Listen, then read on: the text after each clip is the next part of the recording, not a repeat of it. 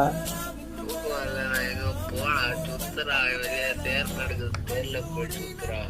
தானே எனக்கு கம்பெனி கொடுக்குவ, நீயே கம்பெனி கொடுக்கல என்னடா?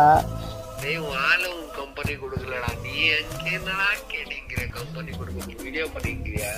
இல்ல மச்சான், தூக்கம் வரல.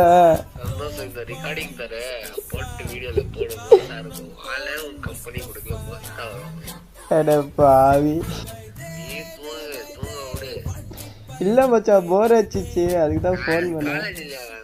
இருக்குது, வெக்கமா சூடு சிரமம் எதுவும் இருக்குதா?